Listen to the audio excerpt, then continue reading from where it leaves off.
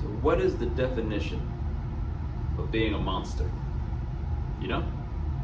I Googled it, and it is an imaginary creature, often ugly and frightening. But that's not the definition at all, really. Google doesn't always get it right, okay? We all know that monsters are not imaginary. They're very real.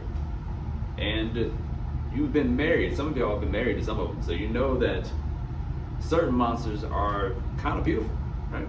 Lucifer, some might call the monster of monsters, was described as gorgeous, right? And frightening. I mean, once you find out what they're doing, yeah, frightening, but a lot of monsters, you never see them coming. Wouldn't suspect that they're doing anything. They're not all frightening, you know? Totally wrong. Monsters are all over the place. So how we spot them? What is a monster?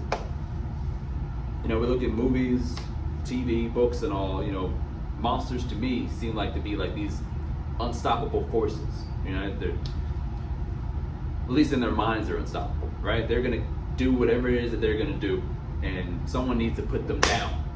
Otherwise, they're not gonna stop. Now, they might stop temporarily, getting what they want, and they might decide to stop temporarily, but someone's gonna have to put them down to stop a monster. You know? That's to me what a monster is. You know, like the Texas Chainsaw Massacre, like Leatherface, right? The Joker, right? Monsters. Harvey Weinstein, monsters. How do we stop them? Do we want to stop them? That's another thing, right? I think the problem of taking down a monster, and you can take down a monster, but the problem is our rationale. Always rationalize, right? War, for example.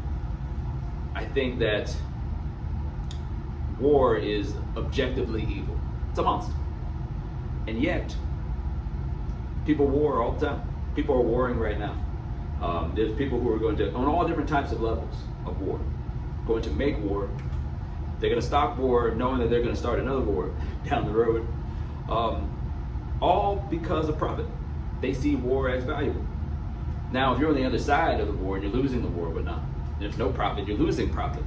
Well, then you'll say, hey, we got to stop this injustice, all this calamity, all this loss of life. But if it's profiting you, you'll allow the monster to exist, right? Or if the monster is, let's say, in politics, right? In politics, we do it all the time. You know, corruption's all throughout politics on both sides.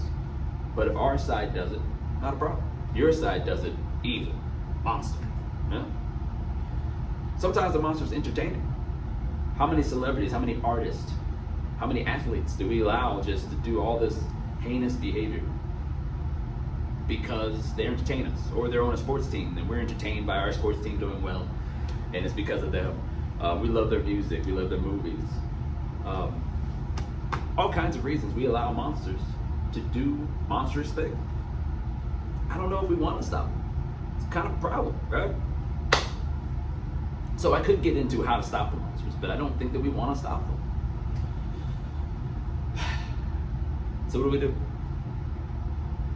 We're stuck, right? We could take them down, but it's kind of like if Batman chose that he's only going to stop certain villains, right? This villain's sexy, so I'm not going to stop them. You know, I'm not going to take down Catwoman or Poison Ivy.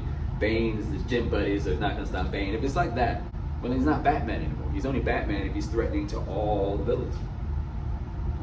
That's a big problem with us, right? We can't stop the monsters if we're not willing to stop all the monsters. This is why the Epstein list.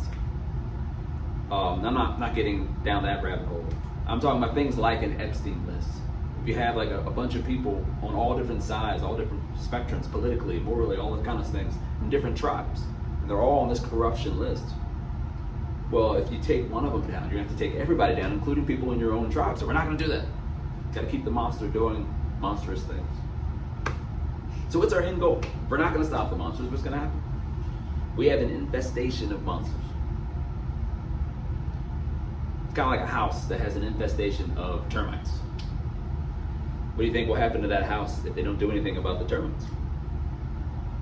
But maybe it's not a problem. Maybe I'm wrong, right? We might, even here in America, value monstrous traits.